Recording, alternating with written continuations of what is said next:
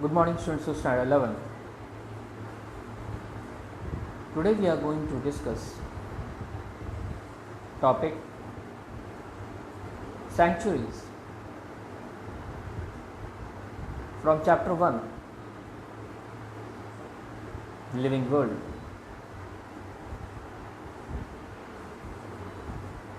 Sanctuaries. It is a protected area where the animals are allowed to live and are protected from poaching.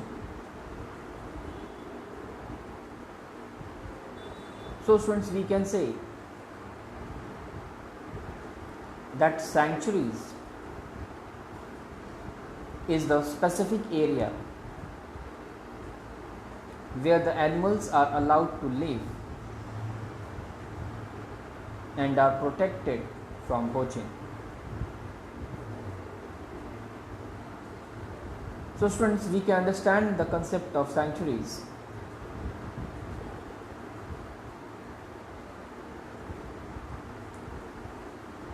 where we can notice that the animals, here the birds, are being protected in a specific area so that hunting and poaching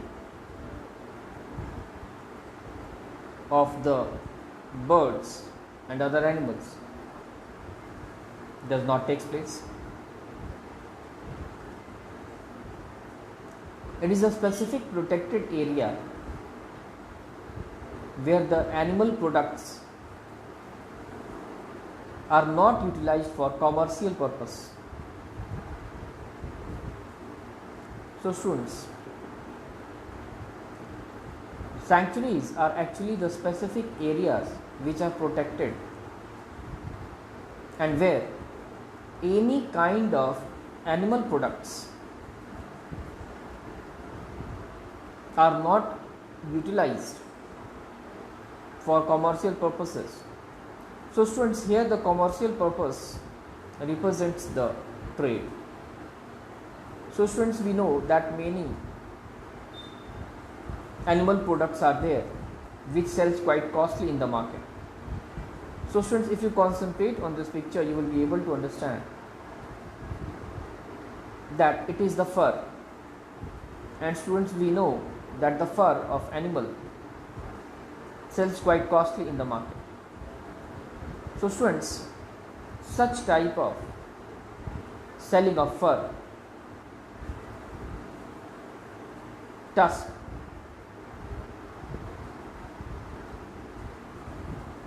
horns, skins are not used as a material for trade in sanctuaries.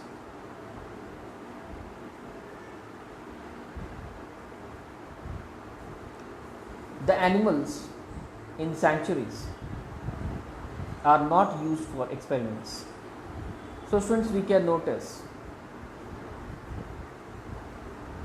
here in this picture also that the animals are being used for experiments. So students, such kind of activity is not done in sanctuaries. So students, that is why here it is written that the animal in sanctuaries are not used for experiments.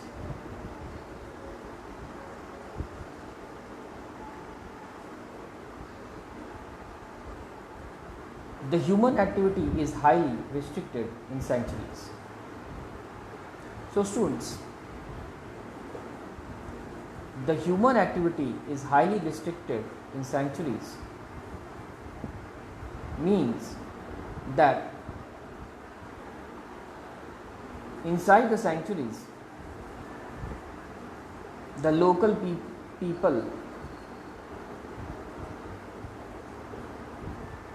cannot survive or cannot reside.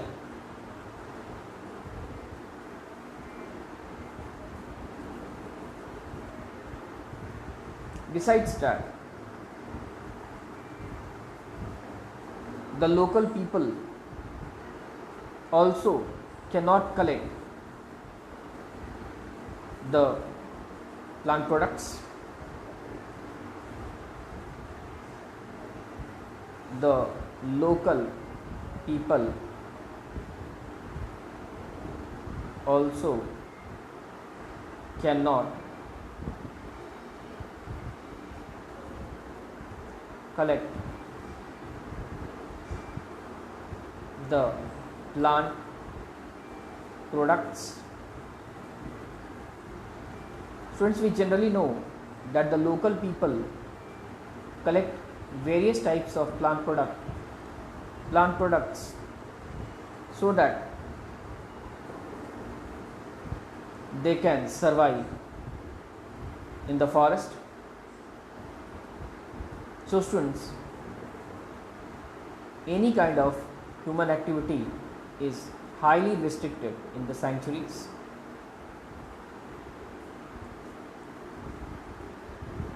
The plants and trees also cannot be cut down for any commercial purpose.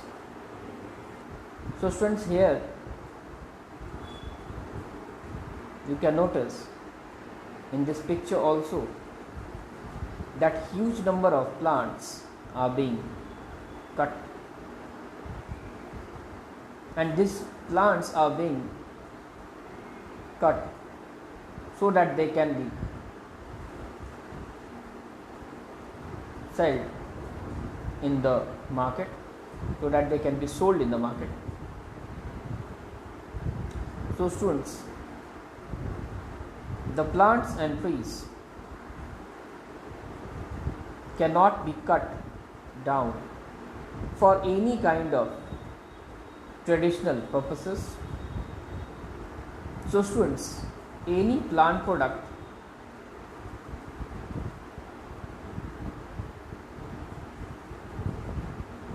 just like the animal product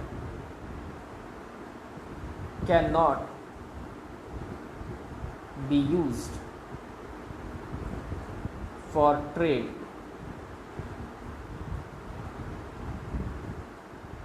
In sanctuaries,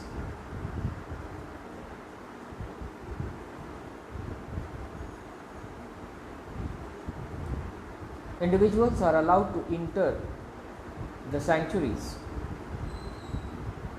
for educational, recreational and research purpose. So students, individuals are allowed to enter the sanctuaries so that they can use and collect the informations concerned with the animals for educational purposes, and while moving inside the sanctuaries they can also entertain them, that is for recreational purposes, and research purpose, that is finding about the new details by closely observing the animals in the sanctuaries. So students, for these three important reasons, the individuals are allowed to enter the sanctuaries. Students, here also in this picture you can easily notice that the individuals are observing the tiger closely and are entertaining themselves, and some are clicking the photographs so that they can collect the necessary details of this animal and can enhance their knowledge about this animal. So we can say they are using it for educational purposes. Students, now let's discuss an important question. How sanctuaries are different from national park?